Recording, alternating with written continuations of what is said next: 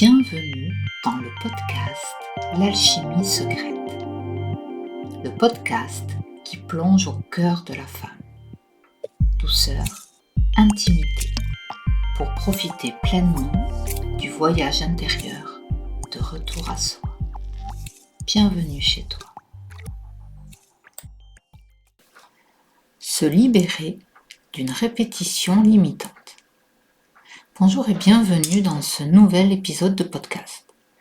Aujourd'hui, je vais te partager comment te libérer facilement d'une limitation, d'une répétition en boucle que tu peux vivre dans ta vie quotidienne et qui t'enferme dans un espèce de schéma que tu peux vivre, revivre plein de fois en boucle sans vraiment arriver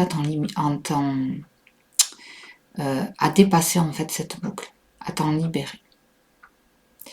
Donc voilà le thème de ce podcast.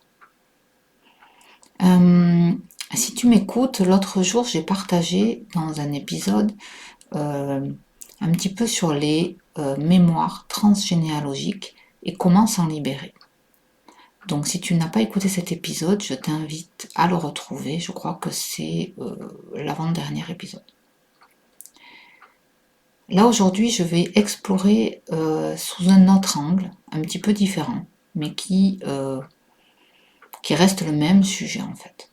Donc je vais d'abord te partager vraiment de quoi je parle, des deux cas que j'ai identifiés dans cette boucle, pour que ça soit bien clair pour toi. Et ensuite, je vais t'inviter en direct à faire un petit exercice pratique pour que tu puisses déjà commencer à te libérer, si tu en ressens l'élan bien évidemment, de ce schéma répétitif, limitant, et qui vient comme ça entraver ta propre vie. Alors, je voudrais faire la différence entre deux répétitions, deux schémas répétitifs. Dans les deux cas, il s'agit d'une situation que tu vis de façon répétitive et qui, bien sûr, n'est pas satisfaisante pour toi puisqu'elle te limite et elle se finit toujours par quelque chose qui te fait souffrir. Donc, je dirais que le point essentiel là à retenir, c'est que suite à cette boucle, il y a souffrance. Et c'est à ce moment-là que tu reconnais qu'il y a quelque chose qui ne va pas. Et si tu n'arrives pas à dépasser, on va dire, cette souffrance, à la transformer, eh bien, tu vas revivre et revivre et revivre de façon répétitive ce même schéma, sous évidemment plein d'aspects différents, donc ça va se manifester de plein de façons différentes. Alors, en général, on a tous et toutes, je pense, vécu ce genre de situation où on voit bien qu'il y a quelque chose qui ne va pas, qui se répète. Donc, une fois que tu as repéré cette répétition qui t'énerve, qui te pose un problème, parce que c'est de ça qu'il s'agit, à ce moment-là, je dirais qu'il y a deux cas. Première situation, alors je vais parler d'un cas concret pour que ça soit simple, mais bien évidemment, ça n'est pas obligé que tu vives exactement cette émotion-là. Donc, imaginons que tu portes en toi le traumatisme, on va dire, de rejet ou d'abandon, si tu préfères. C'est pas tout à fait le même, mais on va faire simple. Ce qui fait que dans ta vie, c'est encore un exemple, tu te sens souvent rejeté ou abandonné par les autres. Donc, c'est assez simple, c'est souvent quelque chose qu'on a tendance à porter plus ou moins, donc c'est pour ça que je prends cet exemple-là. Mais il peut y en avoir toutes sortes d'autres. Donc, dans ce cas précis, ok, tu as repéré que tu as tendance à chaque fois à te faire soit rejeter, soit abandonner. Et sûrement que tu as repéré que c'était pas forcément dans tous les domaines de ta vie. Donc peut-être que oui, mais peut-être ça peut être juste tu te fais rejeter par les hommes, ou bien tu te fais rejeter par tes collègues, ou encore par tes enfants, ou bien par tes amis. par tes parents, enfin j'en sais rien. Donc il peut y avoir en fait comme des sous-ensembles. Ou bien ça peut être vaste et tu te fais tout le temps rejeter. Bon, ça c'est à toi de définir. Et donc là tu vois bien qu'il y a quelque chose qui ne va pas. Mais tant que tu n'as pas vraiment bien mis, on va dire, la lumière sur ça, eh bien souvent il y a comme quelque chose qu'on reconnaît qui se répète et qui se répète et qui n'est pas agréable du tout. Donc, première chose, quand tu as bien identifié ce petit trauma là que tu vis en boucle, je t'invite à te poser premièrement cette question: est-ce que ce traumatisme que je porte, est-ce qu'il vient de moi? C'est-à-dire, est-ce que dans ma vie à moi, depuis mon enfance, est-ce que j'ai vécu quelque chose qui s'est inscrit en moi et qui a créé ce petit trauma que je porte? Exemple, dans le cas de l'abandon ou du rejet, peut-être que j'ai été abandonnée étant enfant ou rejetée par mes parents par exemple, ou par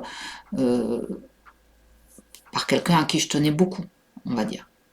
Alors parfois c'est vraiment un vrai abandon de type vraiment j'ai été abandonnée à la naissance et j'ai été à la DAS par exemple, mais parfois c'est un peu plus subtil, c'est-à-dire que mes parents étaient là mais je me suis sentie abandonnée.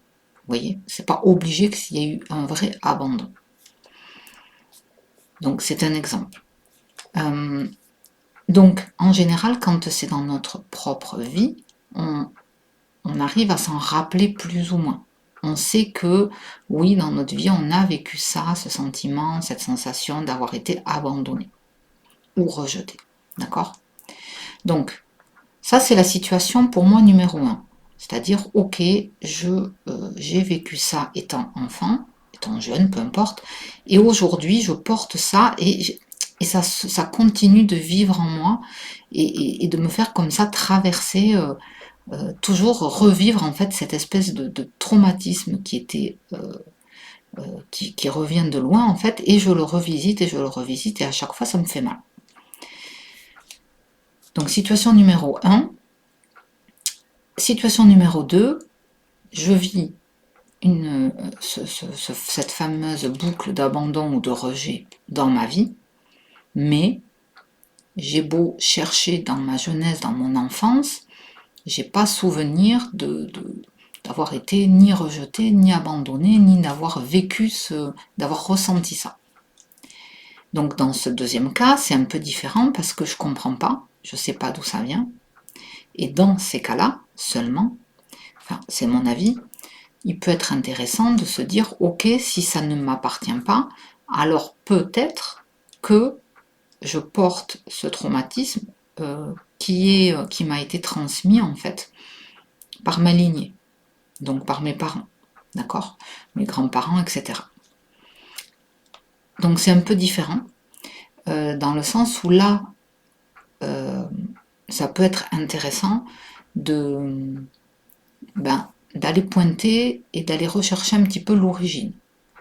Donc, dans le premier cas, il n'y a pas besoin d'aller chercher l'origine, je la connais. Dans le deuxième cas, il faut aller un peu investiguer et se dire, ok, si c'est pas à moi, ça vient forcément sûrement, d'un grand-père, arrière-grand-père ou grand-mère, arrière-grand-mère.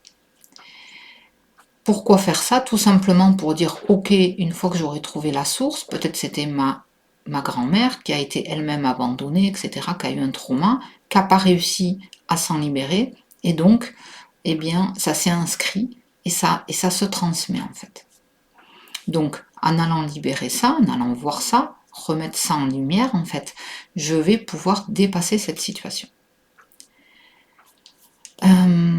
Donc voilà un peu les deux cas de figure, j'ai envie de dire. Là, j'aimerais faire une petite pause, parenthèse, sur ça. C'est-à-dire que dans mon approche, dans tous les cas, je dirais que tout est lié. C'est-à-dire que quand je porte, je dis bien je porte parce que je ne suis pas mon traumatisme, je le porte. Vous voyez, il ne m'appartient pas, il est juste présent en moi, il vit en moi, mais c'est pas moi. Hein, c'est une différence à faire. Donc je porte ce trauma qui m'énerve là dans ma vie. Et en fait, il y a toujours des implications. Parce qu'en fait, il faut comprendre que ce trauma, je le porte. Peut-être il vient de moi, de ma vie, peut-être je le porte parce qu'il m'a été transmis, mais dans tous les cas, bien souvent, c'est imbriqué, c'est-à-dire qu'il y a, ok, je le porte, mais très souvent, de toute façon, même si moi je le porte et que je l'ai vécu dans mon enfance, bien souvent, il était également présent dans ma lignée. C'est ça qu'il faut comprendre. Et pour aller encore plus large, souvent c'est un trauma qui existe aussi dans l'inconscient collectif. C'est-à-dire qu'on pourrait dire, je ne suis pas la seule à ressentir ce trauma de l'abandon ou du rejet. C'est comme s'il y avait beaucoup d'humains sur Terre qui portent ce même trauma, quelque part.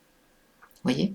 Donc c'est comme si on commence par nous, mais en fin de compte, on se rend compte que en venant libérer pour nous, parce qu'on part toujours de nous, il va y avoir des impacts à plusieurs niveaux.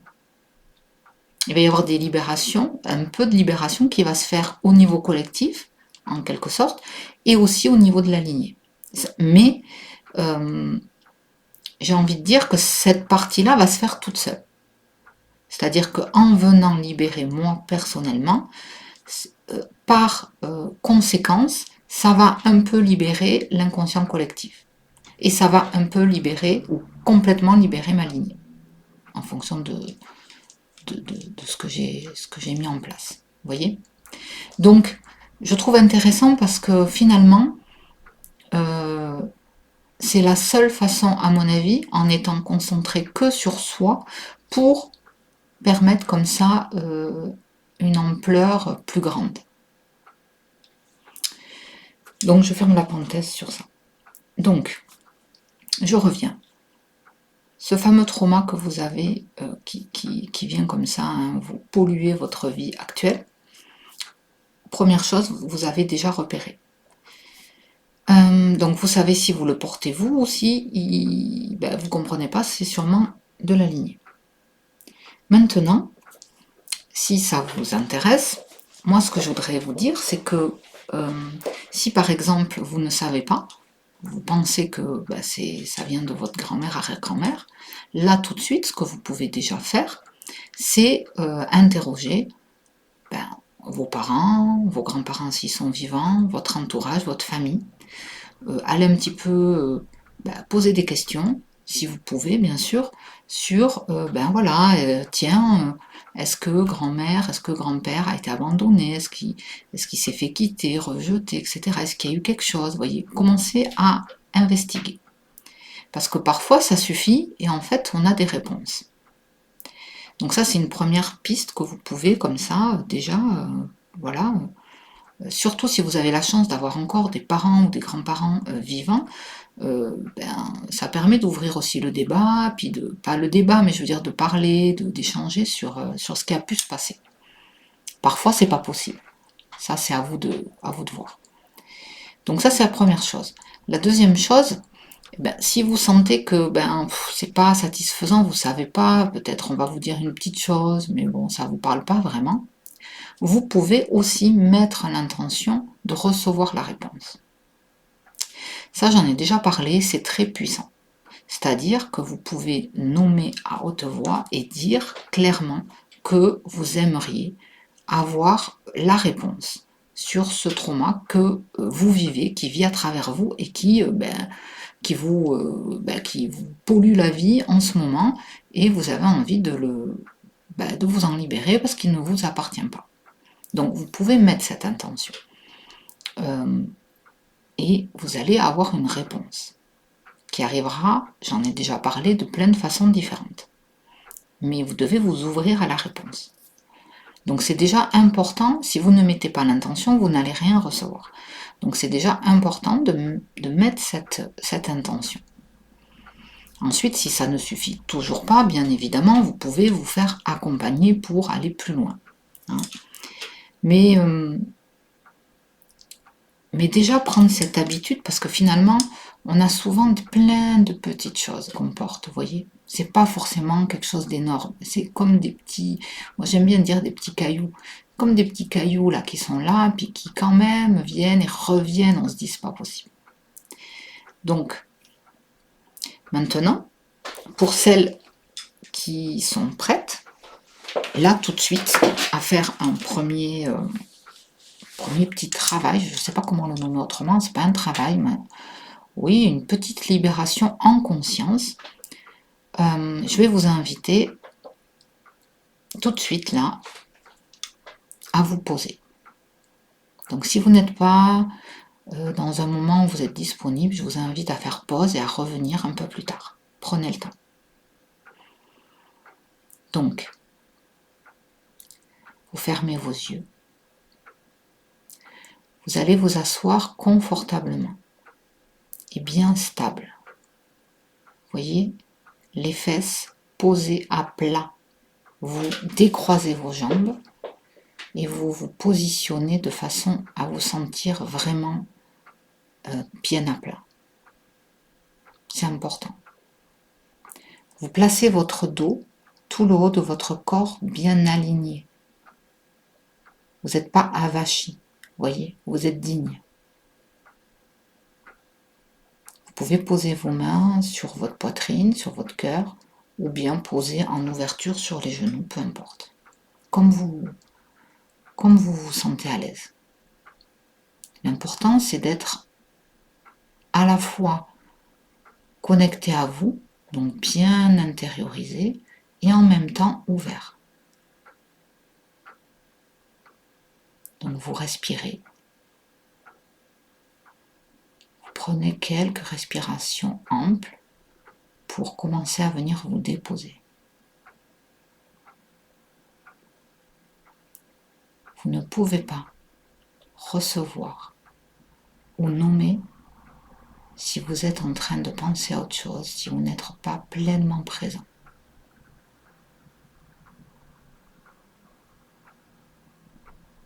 Voilà.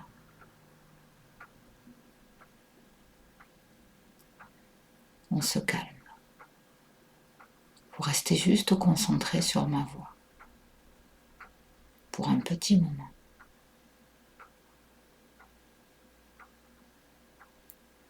Vous sentez votre respiration qui vient détendre tout votre corps.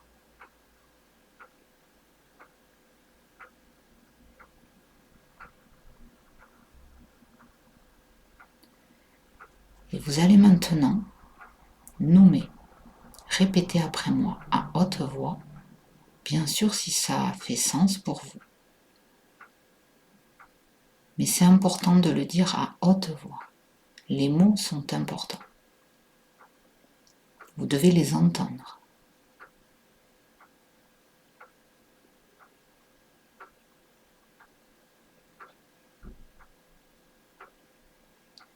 Vous allez parler à votre émotion, à l'émotion qui vous perturbe dans votre vie actuellement.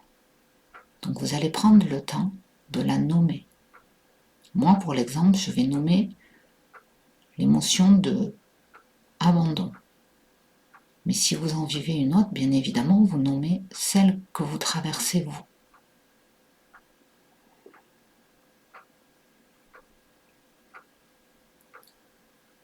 Je souhaite communiquer avec l'émotion de l'abandon qui vit en moi, qui est présente en moi depuis longtemps et qui vient en boucle me faire vivre des situations de souffrance que je reconnais mais que je n'arrive pas à dépasser.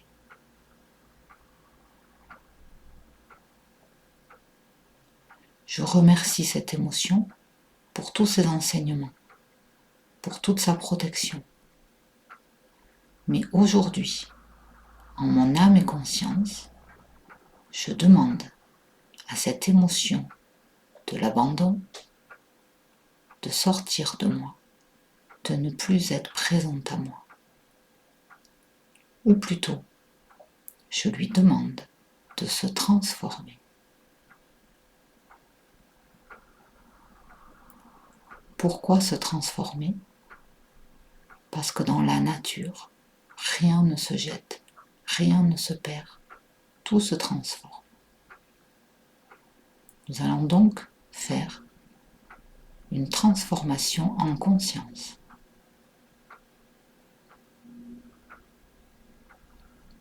Je vous invite à visualiser votre émotion. Pour moi, dans mon exemple, l'émotion d'abandon.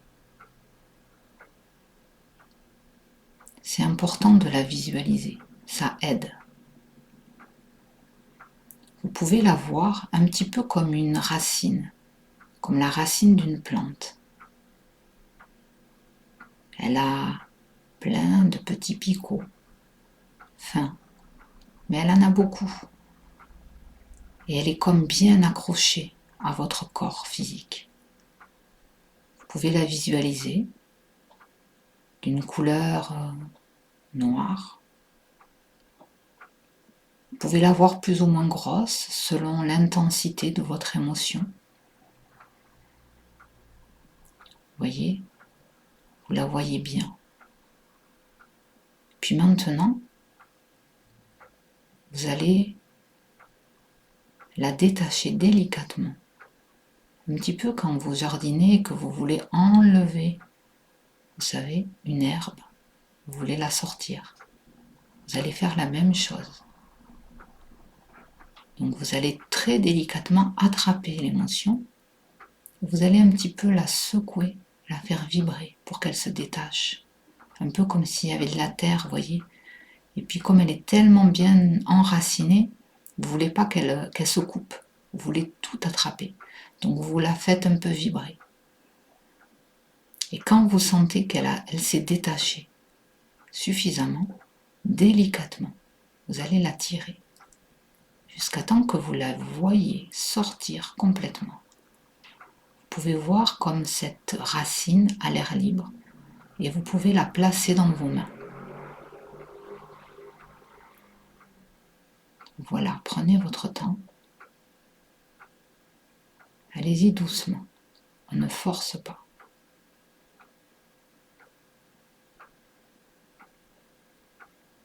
Vous pouvez la regarder.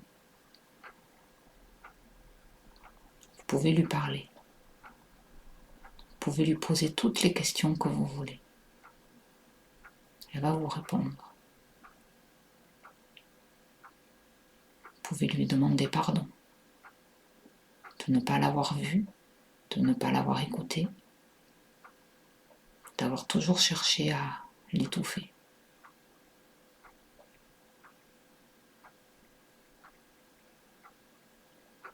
Je vais vous laisser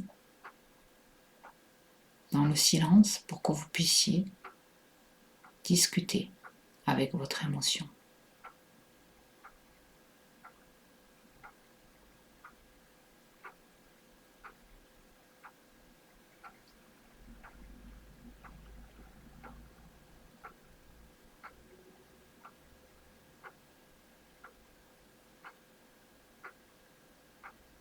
Si vous avez besoin de plus de temps, appuyez sur pause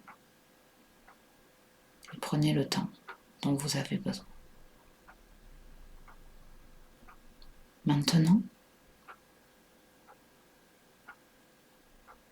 je vais demander à l'émotion, dans mon cas à moi, l'émotion d'abandon, de se transformer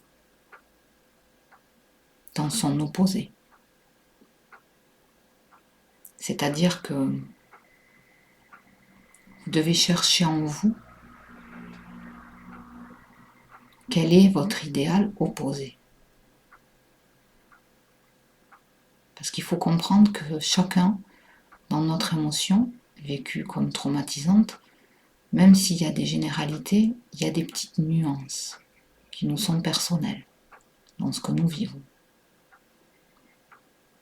Donc par exemple, pour l'émotion d'abandon, je dirais que l'opposé, ça serait me sentir à ma place, me sentir accueilli, pleinement aimé, et relié, quelle que soit la situation. Comme une assise bien en place.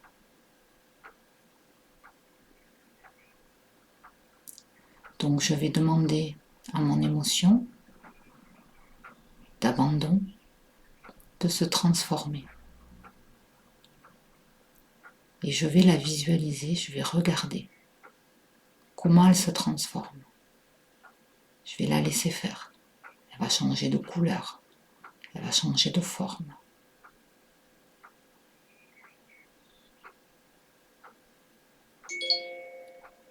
Pour m'aider encore davantage, vous pouvez visualiser une scène. Je vais vous donner un exemple et ensuite vous allez créer votre propre scénario. Si vous aussi, vous voulez transformer votre émotion d'abandon ou de rejet, peut-être que cette scène va vous parler. Je vais visualiser 3 personnes, dont moi, vous allez vous placer vous, plus 2 autres personnes. Dans le scénario de l'abandon, je vais visualiser 2 personnes rapprochées et moi éloignée. Vous voyez, les 2 personnes rapprochées sont sur une chaise, elles sont très proches, elles sont complices. Et puis moi, je suis comme éloignée, comme si ma chaise, elle est loin. Je me sens seule, je ne me sens pas connectée, je me sens complètement coupée des autres, rejetée, abandonnée. Donc ça, c'est le scénario d'abandon, de rejet. Maintenant, je veux transformer ce scénario, je veux me sentir reliée. Et donc, je vais visualiser que les 2 personnes se retournent, ouvrent grand leurs bras et m'invitent à les rejoindre avec une vraie authenticité, avec un grand sourire accueillant, avec des bras que je sens sincères. Elles veulent vraiment que je vienne avec elles. Et je vais me voir m'approcher et les rejoindre et me sentir accueillie, me sentir à ma place, me sentir en sécurité, sentir que quoi qu'il se passe, je serai toujours à ma place. Et maintenant, je vais voir les 3 chaises qui sont à égale distance, un peu comme en cercle, et chacune des 3 personnes se sentent bien à leur place. Personne ne se sent rejeté, personne ne se sent abandonné. Je ne me sens pas rejeté, je me sens inclus, je me sens bien, je me sens en sécurité. Je sais que je peux toujours être accueillie. Et c'est avec cette image-là, avec ce scénario-là, que je demande à mon émotion de se transformer. Parce que c'est ma nouvelle façon de vivre cette émotion. Je ne veux plus vivre l'ancienne version obsolète d'abandon. À partir de maintenant, je demande à cette version de se mettre à jour complètement. Et je peux la visualiser qui se transforme, elle devient légèrement, très lumineuse, un peu un blanc, mais un blanc brillant, avec un petit peu de bleu, un petit peu de doré, très très lumineux. Elle est très jolie. Et puis, c'est plus vraiment une racine, c'est un petit peu comme une étoile, avec plein de filaments qui brillent tout autour. Et je remercie cette nouvelle information revisitée d'être là. Et je lui permets de rester là, avec moi. Et je lui demande de se mettre à jour et de rester à jour.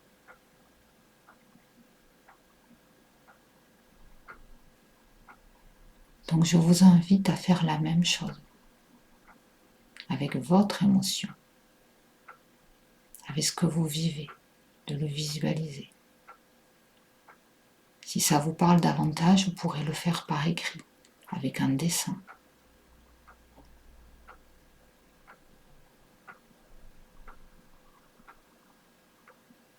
Mais prenez le temps de créer votre scénario idéal et de le voir se transformer en vous. Et de cette façon, à chaque fois que cette émotion reviendra, parce qu'elle reviendra, il faut comprendre que souvent ça se fait par étapes. Vous allez libérer, et encore, et encore. Mais à chaque fois, vous pouvez revenir, revisualiser ce même scénario et lui dire non, rappelle-toi, hop, tu changes. Ça c'était l'ancienne version, c'est la nouvelle que je veux.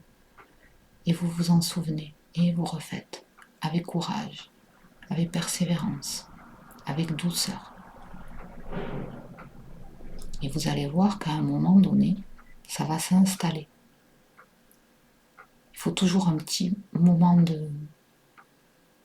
d'acclimatation à un nouveau vous. Vous voyez, c'est pareil.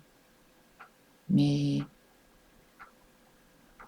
vous allez voir qu'assez rapidement, vraiment, cette nouvelle information va devenir vous. Vous n'aurez plus besoin d'y revenir.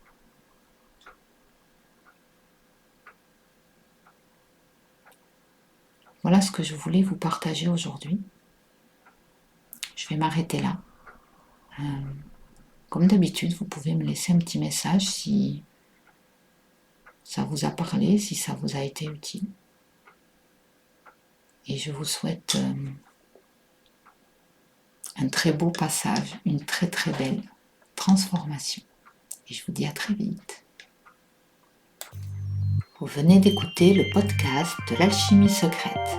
Je vous en remercie.